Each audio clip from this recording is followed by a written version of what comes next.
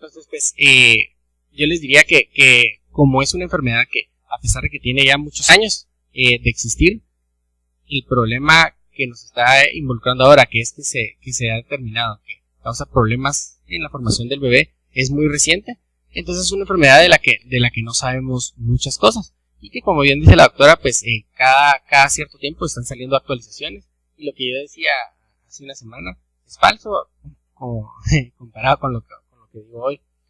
Entonces, tal vez el último como susto que nos dio fue que salían los reportajes en la prensa y en Facebook que CDC asegura que el Zika causa malformaciones graves. Entonces uno dice, bueno, me recuerdan otra vez de que mis temores estaban presentes, y eso me trae a la mente de que el Ministerio de Salud de El Salvador le sugirió a las mujeres que no se embarazaran en 2 años, después se echaron para atrás porque era algo inconcebible, pero en general pues al final uno se queda, bueno, ¿qué está pasando aquí, ¿verdad? Y lo cierto es que hay mucho desconocimiento, y entonces como hay mucho desconocimiento, pues más vale prevenir que lamentar, y entonces lo peor que podríamos hacer es confiarnos. Y pues digamos que cosas tan sencillas como por ejemplo la doctora decía que era imposible decirle al que no viajara, ¿verdad? Yo realmente sí creo que es importante, si está embarazada una persona, que para qué se va a meter en la boca del lobo, ¿verdad? O sea, es cierto que se puede infectar también en su casa, pero supongamos, a mí nunca me ha dado dengue porque nunca salgo de la ciudad. Al que va a la costa cada cierto tiempo, muy probablemente ella, o la doctora que trabaja en eso, ella se mete con el virus, y entonces el virus la alcanza, ¿verdad? Entonces a lo que voy es que yo le pregunto a mis pacientes, mira, a ti nunca te ha dado dengue, ¿verdad? Y casi todas me dicen que no. Tampoco te dio chikungunya. Entonces, pues también tenés una zona de seguridad que posiblemente no te dé Zika. Y eso logra muchas veces tranquilizar a la persona, ¿verdad? O sea, si yo siento, bueno, nunca en mi vida me ha dado y el dengue existe aquí toda la vida, entonces, bueno, también no es como dice la prensa que mi bebé va a tener malformaciones ya de entrada. Entonces, pues yo les diría, pues lo primero es que sabemos. Ya datos que ya son confirmados es que las mujeres embarazadas se pueden infectar de dengue. Luego llegaban pacientes conmigo a la consulta y me decían, es que me han dicho que por estar embarazada soy más susceptible a que me dé Zika. No es así. Te puede dar Zika tanto como a cualquier otra persona, ¿verdad? No es por estar embarazada. Y pues también sabemos que se puede transmitir, ya sea a través de la picadura de mosquito y a través de un contacto sexual de una persona que esté infectada. La transmisión vertical, es decir, de la madre al bebé, también ya está confirmada, y esta es posible. Y además de eso, pues también sabemos que ya también se ha relacionado con este reporte y los criterios que acaba de explicar la doctora, que se ha confirmado que el virus sí puede en algunos casos dar malformaciones. También es importante que sepamos que la microcefalia pues ya existía aquí en Guatemala antes de que viniera el Zika.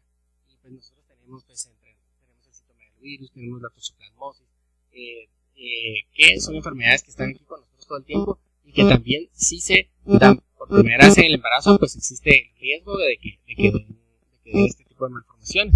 Es más, el cuadro que da una infección por citomegalovirus es muy muy parecido, o digamos que la descripción pues podrá ser igual que la que puede dar el Zika. ¿Qué es lo que no sabemos? Pues lo que no sabemos es números. ¿Qué tan probable es? Si a mí me da Zika, ¿qué tan probable es que me dé Zika?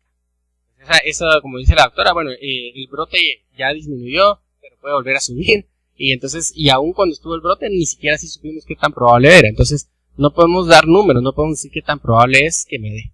Tampoco te puedo decir qué tan probable es que si te dio Zika en el embarazo, qué tan probable es que se lo pegues a tu hijo.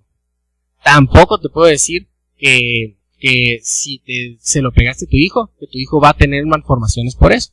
Porque sabemos que no todas las mujeres embarazadas que les da Zika se lo transmiten al hijo.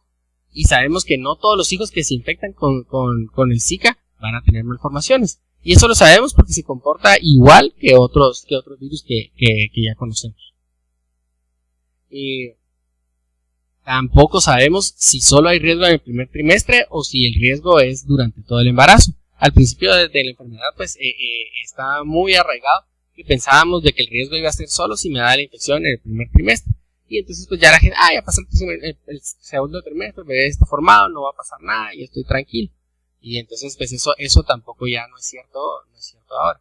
Además de eso, pues tampoco sabemos si los primeros años de vida también el bebé es susceptible a tener problemas si se infecta. En general, hablando de microcefalia, pues en realidad, pues por lógica, es algo que relativamente fácilmente nosotros diagnosticaríamos por ultrasonido. Porque yo cuando examino a una paciente con ultrasonido, siempre voy a medir el diámetro biparital, la circunferencia cefálica, la circunferencia abdominal, la longitud del fémur. Esas medidas se las hacemos a todas las mujeres que les hacemos ultrasonido. Entonces, como es una de las cosas que nosotros examinamos, pues entonces es muy susceptible a que lo sospechemos. Y lo que yo vengo a plantear aquí pues son algunos criterios, porque también tenemos que saber que hay rangos de normalidad de todo. Entonces, luego vamos a estar asustados porque yo medí al bebecito y me salió una semana más pequeño, que es como se calcula el tiempo de embarazo, generalmente lo ponemos en semana, y entonces podemos asustar a más gente de las que realmente tendrían por qué asustarse, ¿verdad? Entonces, pues, las guías de microcefalia, estas guías están dictadas por la Asociación de Medicina Materno-Fetal y también por el Colegio de Ginecólogos de Estados Unidos. Pues nos dicen que cuando nosotros hacemos la medición, tenemos que evaluar la circunferencia cefálica. Si esta circunferencia cefálica está 2 desviaciones estándar menos, ¿cómo se traduce eso? En general, los ultrasonidos que nosotros hacemos pues nos dan el tamaño de la cabeza en semanas, que es casi siempre solo lo que vemos, pero a la par dice una percentil. Esta percentil, en general, 2 desviaciones estándar, tenemos que pensar que es la percentil 90. ¿Sí? Entonces, si el bebé está menor de la percentil 90, cuando hablamos de percentiles tenemos que 50 es lo que es el promedio, 60 es un bebé que está arriba del promedio pero totalmente normal, y se considera todo lo que sea normal, lo que esté, o digamos sospechoso, lo que esté abajo de la 10 percentil y arriba de la 90 percentil. Cuando nosotros decimos que es fuera de lo normal, tenemos que recordar que no necesariamente estamos hablando de enfermedad. Y entonces yo siempre pongo un ejemplo. Entonces, pues, si nosotros tenemos 100 niños en una clase, pues uno va a ser el más pequeño, él estaría en la percentila 1. No necesariamente quiere decir que este niño va a ser anormal, solo que es el más pequeño. Entonces, igual tenemos que tener cuidado cómo interpretamos la percentila 10. Es totalmente normal estar en la percentila 15, solo que pues, quiere decir que pues, no es la cabeza más grande que hemos examinado, pero eso no va relacionado de ninguna manera con otra cosa que tenemos que saber cuando hacemos evaluaciones de los bebés, es que todas las evaluaciones en el embarazo son cambiantes. Entonces, un problema donde el desarrollo neurológico del bebé se está viendo retrasado, hoy que lo estoy evaluando, por ejemplo, a las 25 semanas, puede verse inicialmente atrasado. Pero si yo lo miro ese mismo bebé a las 30 semanas, un bebé que antes estaba en la percentila 20, ahora puede estar en la 5, y si lo miro a las 30 semanas, pues puede estar en la 1, porque el bebé tiene que ir creciendo. Entonces, ese retraso en su crecimiento se va a ir siendo manifiesto cada vez más. Entonces, el criterio es, si nosotros tenemos al bebé con 2 desviaciones estándar, es decir, por debajo de la percentila 10, que lo primero que tenemos que hacer es hacer una evaluación más detallada y buscar si, además de la medida, pues vemos que el bebé tiene hidrocefalia, si vemos que tiene agenesia o hipoplasia del vértice nebuloso, vemos también si tiene calcificaciones intracerebrales, vemos si tiene ecogenicidad periventricular. Entonces vemos si nos parece una anatomía normal. En general, cuando nosotros hacemos ultrasonido, es bien importante que nos familiaricemos con lo normal. Si lo que nosotros estamos viendo se sale de lo normal, no es nuestra responsabilidad estar totalmente saber ya el diagnóstico, sino que solo hacer una señal de alerta y luego buscar ayuda de alguien que sepa más. Y entonces pues habrá algún neurólogo que sea especialista en neurosonografía, o si es un problema de corazón habrá un cardiólogo que pueda hacer una evaluación más completa, pero en general lo importante es familiarizarse con lo normal. Y lo que se sale de lo normal que nosotros vemos, pues saber que podemos pedir asesoría. Luego, Esos, si son 2 desviaciones estándar nada más, entonces se considera normal si la evaluación más profunda no revela alteraciones en la formación del cerebro. Luego sería una microcefalia simple o una microcefalia aislada. Y esto se diagnostica cuando el crecimiento está 3 desviaciones estándar más pequeño que aquí estaríamos hablando de que estaría en la percentila 1. Se diagnostica una microcefalia patológica ya cuando uno dice no, esto ya en ningún caso puede ser normal, cuando está 5 desviaciones estándar. Los ultrasonidos ya no nos dan este dato de 5 desviaciones estándar, entonces nosotros cuando ya sospechamos esto tenemos que acudir a tablas.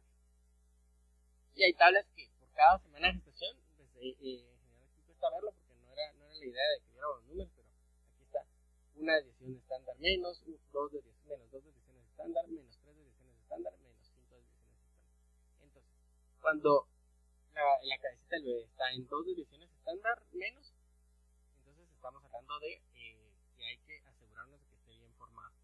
Y si está bien formado, podemos pensar que es una variación de lo normal. Si está en menos 3 desviaciones estándar, entonces tenemos que decir que es un bebé que tiene la cabeza pequeña, pero todavía no podemos asegurar que va a tener daño neurológico.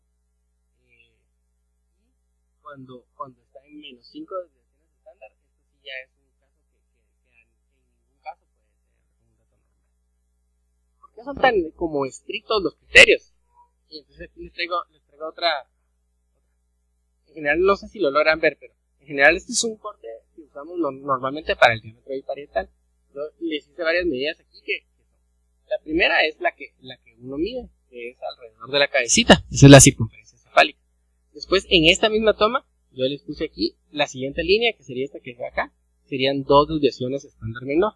O sea, una cabecita con 2 desviaciones estándar sería de este tamaño.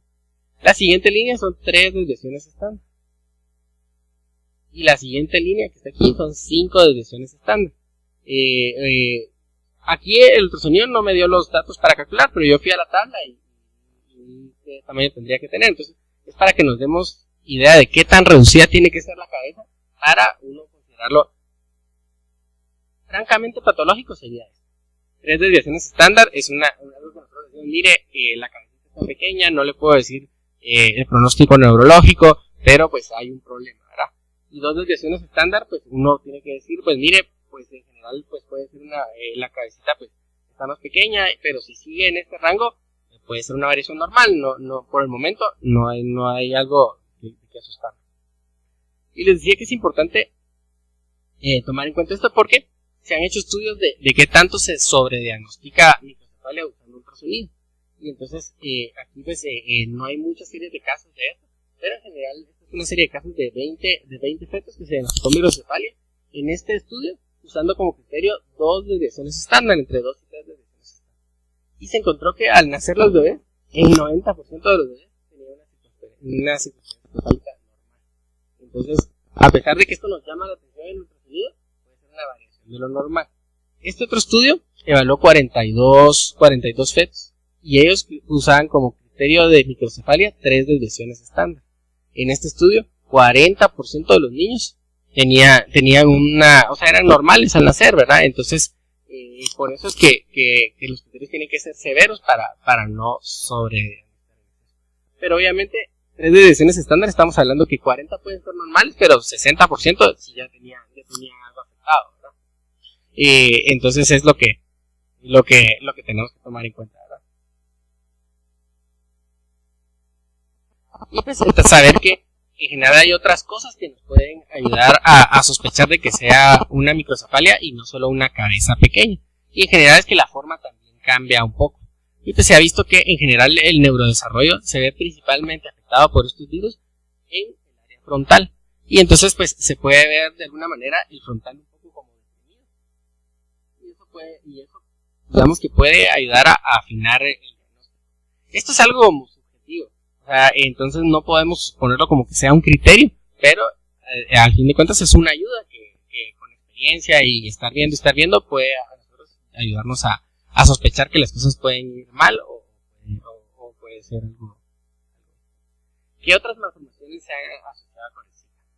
En general, pues no solo es que la cabeza sea pequeña, sino que el desarrollo cerebral no está bien. Y entonces, pues tal vez lo más fácil de ver es la ventriculomegalia o la acumulación de líquido. En ultrasonido el líquido se ve negro, entonces es bastante fácil verlo. Pero también se pueden ver calcificaciones como líneas bien brillantes. Entonces vamos a ver la ecogenicidad periventricular, calcificaciones intraparenquimosas, ventriculomegalia, hipoplasia del vermis cerebeloso. En el ultrasonido el vermis cerebeloso es cuando nosotros vemos el cerebelo tiene una forma de 8 y esa forma de 8 se ve alterada cuando hay hipoplasia del vermis. Entonces ahorita les vamos a poner aquí. En general, esto no es un ultrasonido, sino que es una resonancia. Pero en general aquí se ve la ecogenicidad periventricular bien marcada. Se ven todos los puntos blancos alrededor del cerebro.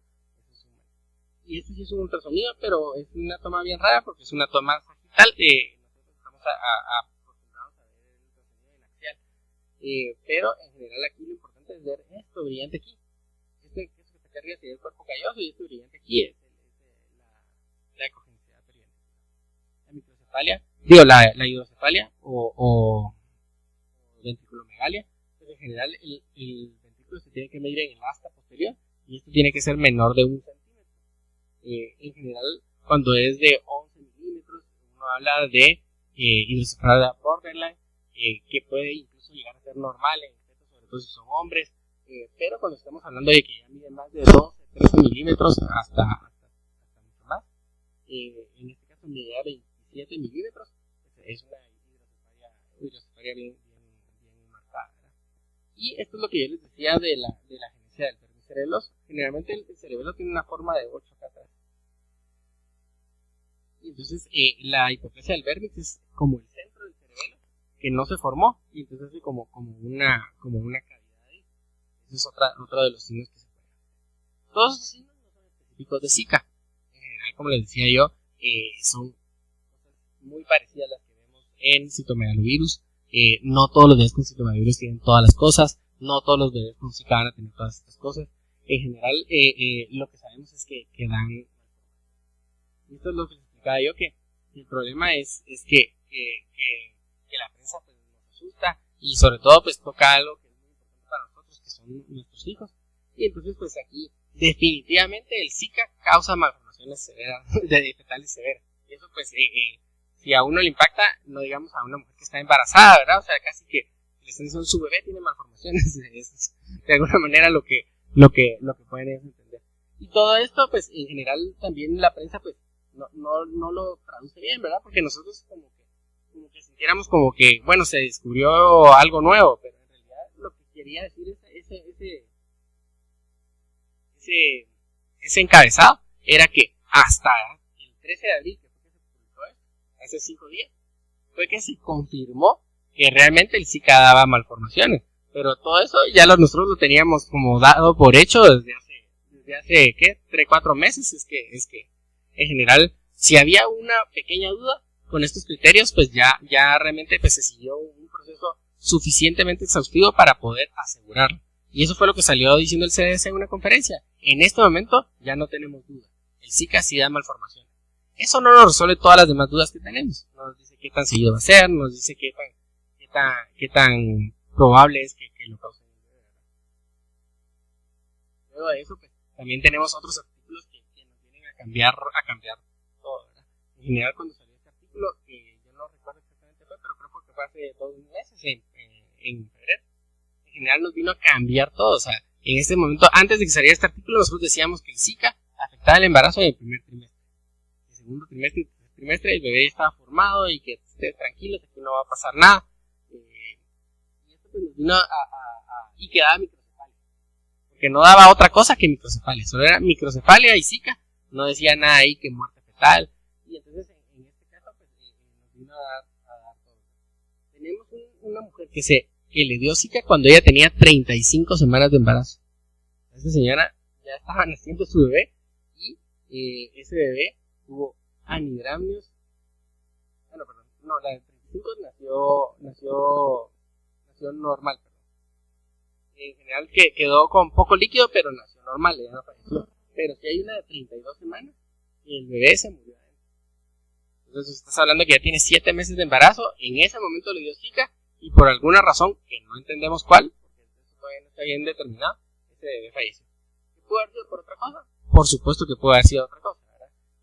Todavía un solo caso, pues es imposible decir que fue el Zika que lo causó. Pero pues tenemos que Zika, pues muchos embarazos de 8 semanas pues, abortaron, otros tuvieron malformaciones, entonces a todo el tiempo de embarazo y distintas malformaciones, casi todas orientadas al sistema nervioso central y a restricción de crecimiento, pero en general puede afectar en cualquier etapa del embarazo y esto pues nos vino a como sacudir todo, ¿no? Luego de eso pues también luego la información pues no llega tan clara, ¿verdad? En general pues aquí dicen, como aquí en Guatemala es muy difícil tener datos, pues darse una idea de los datos que tiene Estados Unidos, pues a uno le puede dejar más claro cómo puede estar. En Estados Unidos pues ya se han dado casos, pero que todavía no se han dado localmente, sino que son generalmente casos que se producen en las colonias de Estados Unidos, como Puerto Rico, digamos, o otras islas, eso sí se produjeron ahí, pero sí han tenido embarazadas. Y embarazadas que en general solo hay un caso que ha nacido con microcefalia, pero porque ya provocaron 2 abortos, dos mujeres que estaban embarazadas se provocaron aborto porque el bebé tenía malformaciones y además otras 2 abortaron espontáneamente. Entonces en general todavía no nos queda tan claro qué tan asociado va a estar, pero sí sabemos que sí tiene una asociación directa. Y pues en general pues estamos en el centro del problema. Yo pues cuando empezó a salir toda la bulla del Zika, yo en general pues entendía por qué Brasil estaba haciendo tanta bulla, ¿verdad? Y es que a mí me quedaba bien claro que Brasil vio amenazadas las Olimpiadas con el Zika, ¿verdad? Y es que para mí pues la enfermedad pues al no ser tan severa, generalmente una gripe que dura 3 días con un poquito de dolor de huesos y todo, bueno, ¿cuál es el problema?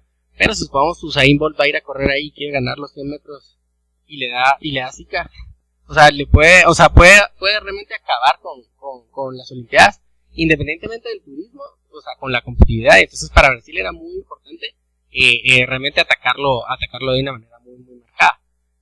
Y entonces, pues de ahí yo entiendo muy bien por qué se hizo tanto volumen de lo que me parece increíble es que realmente no vi nunca una acción de parte del Ministerio de Salud de aquí, o sea, realmente no se hizo ni siquiera lo que se hacía con malaria, o sea, realmente no vi yo que saliera en la televisión diciendo, bueno, vamos a reactivar el programa de fumigación y pues vamos a luchar contra el mosquito y en general, y realmente pues eso, pues, si esto nos va a estallar en la cara, ¿verdad? O sea, realmente hasta ahorita aquí en Guatemala no se ha reportado ningún caso de un niño que haya nacido con problemas, pero pues todavía estamos en el tiempo en el que está corriendo, porque si en Guatemala la enfermedad vino aquí en octubre o noviembre, en general pues todavía esos niños todavía no van a nacer. Ya he tenido yo pacientes que han llegado con la preocupación específica del Zika. Realmente lo que tienen que saber es que el ultrasonido no puede descartar el Zika. Lo que puedo descartar yo es si hay una afección hasta ese momento, pero esa afección pues puede presentarse 4 semanas después, y por eso es que la recomendación es que si nosotros tenemos un caso sospechoso hay que vigilarlo cada 4 semanas en general. ¿Por qué no más seguido? Porque tampoco tiene tanta relevancia. Generalmente los cambios tienen que verse, darse un tiempo para que puedan verse de una manera bien clara en el ultrasonido. Si yo se lo hago todos los días, lo único que voy a encontrar es que yo lo medí mal, diferente que el día anterior, pero no realmente cambios. En general, pues estas recomendaciones son del Colegio de Estados Unidos para personas de Estados Unidos que viven en áreas endémicas, o sea, digamos que una persona americana que vive. Y entonces ellos solicitan hacer a toda la persona que vive en una región de riesgo, hacerle un IgM al principio del embarazo y hacerle un IgM a mediados del embarazo. Ya la doctora explicó que eso no es factible aquí para nosotros, pero en general esa es la recomendación que le dan ellos a su población. Y es algo en lo que sí deberíamos de trabajar, o sea realmente es algo que sí queremos saber. Y luego de eso, la PCR, pues ya sabemos que solo funciona en los primeros 5 días, porque lo que va a tratar la PCR es de agarrar un virus circulando en sangre y hacer que crezca, que se reproduzca con la reacción en cadena.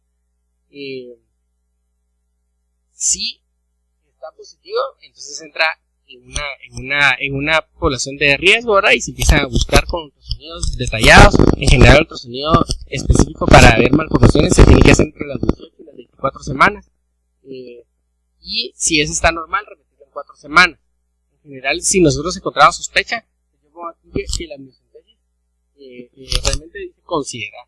Pero considerar, realmente todavía la palabra involucra un montón de cosas. En general involucra de que no se ha logrado estandarizar la forma de cómo hacer que la PCR detecte el virus en el líquido amniótico, y entonces tampoco es tan efectivo. Entonces estamos haciendo amniocentesis prácticamente ahorita por experimento, más que realmente por ayudar a la paciente, ¿verdad? Otra cosa importante de por qué hacer o no hacer la amniocentesis es que si yo hago la amniocentesis y hay virus ahí, no cambia nada. O sea, si el bebé no tiene malformaciones, no sé si va a desarrollar malformaciones. Si el bebé ya tiene malformaciones, pues entonces yo puedo atribuir esas malformaciones al virus, pero en general no cambia tanto el hecho, ¿verdad? O sea, entonces, pues todo procedimiento de amniocentesis tiene riesgos, ¿verdad? Estábamos hablando de que la pérdida de embarazo por una amniocentesis en general es un poco menor del 1%, sobre todo si se hace un embarazo avanzado. La amniocentesis no se tiene que hacer nunca antes de las 14 semanas porque da otros riesgos que no tienen nada que ver con el Zika, sino que los riesgos son de que da un riesgo de una probabilidad un poco mayor de malformaciones en las piernas, y ese riesgo llega más o menos al 3%. Entonces está bien estandarizado que no se tiene que hacer antes de las 15 semanas por eso. Además de eso, en general, hace 2 semanas las guías o sugerencias del Colegio Americano habían dicho que no se hiciera amniocentesis. Ya ahorita están poniendo como que bueno, evaluemos en qué casos sí, en qué casos no, pero lo que tenemos que tener claro es que si nosotros pedimos un examen es porque queremos actuar con respecto al resultado del examen. Aquí en Guatemala no tendría ningún sentido hacer una amniocentesis porque realmente no vamos a actuar. En otros países probablemente puede ser la gota que necesita para que la paciente decida interrumpir el embarazo, ¿verdad? Pero aquí eso no. Y después les ponía aquí un poco del citomegalovirus. ¿Por qué les pongo citomegalovirus? Porque realmente el citomegalovirus pues, es la enfermedad que se ha comportado más parecido a lo que está pasando con el Zika, y que darnos una idea de cómo es el citomegalovirus en el embarazo nos puede dar una idea de qué podemos llegar a esperar del Zika en el futuro.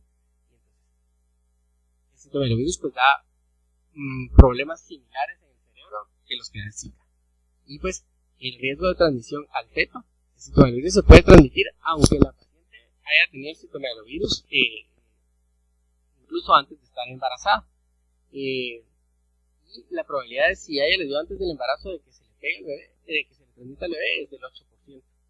Y esos bebés que se les pegó, el 25 al 30% van a tener malformaciones. El 70% de los bebés que se infectaron no van a tener malformaciones. Si se da la infección ya embarazada antes de las 14 semanas, la probabilidad de que se le pegue al bebé es todavía relativamente baja, de 30%, pero el riesgo de malformaciones también es bastante alto, y son malformaciones generalmente muy severas. En general, si el citomegalovirus se infecta a la mamá por primera vez cuando ella tiene más de 28 semanas, la probabilidad de que se transmita al bebé es bien alta, es del 70%, pero son bebés que no tienen malformaciones, sino que lo que pueden tener es un cuadro muy severo de citomegalovirus, como un cuadro gripal, o a veces un rash en la piel, pero en general no malformaciones. Entonces más o menos es lo mismo que uno pensaría que puede causar las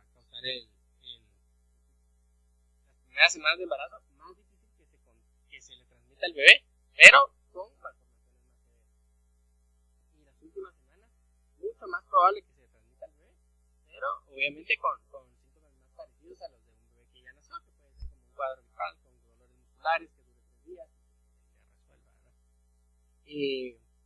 Otra cosa que tenemos que saber del citomegalovirus pues es que en general solo la infección primaria es la que es realmente riesgosa. La infección secundaria, el riesgo de transmisión es menor del 2%. Y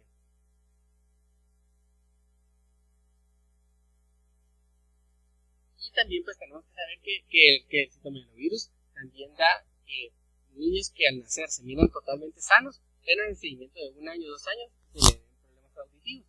Entonces tenemos que ver si los bebés con Zika no van a tener, principalmente hablan de problemas oculares oculares más que auditivos, pero en general eso todavía no hay datos porque los bebés están muy pequeños, ¿verdad? Entonces estos bebés que se les diagnosticó, pues, aunque hijos de madres que tuvieron Zika, van a tener que ser evaluados. Pues, para que miren las manifestaciones clínicas que da el citomegalovirus, microcefalia, convulsiones, hipotonía, letargia, cardiomiopatía. En general, pues, como les digo, cosas que afectan el sistema nervioso central. Otra cosa que tienen que saber es que hasta el 85 y 90% de los niños que nacen infectados por citomegalovirus adentro del útero nacen totalmente asintomáticos, y esos son los que hay que seguir, ¿verdad? Porque pueden presentar entre el 10 y el 15% problemas auditivos. Pues en general era como más el punto de vista desde el lado pues ginecológico, ¿verdad? Yo les diría que las cosas que tenemos que saber es que no toda cabeza chiquita va a ser microcefalia, sobre todo microcefalia patológica, que tenemos que saber que no toda mujer infectada de Zika es sinónimo de bebé con problemas. O sea, hay una buena posibilidad de que un buen número, tal vez hasta el 60%, no tenga ningún problema.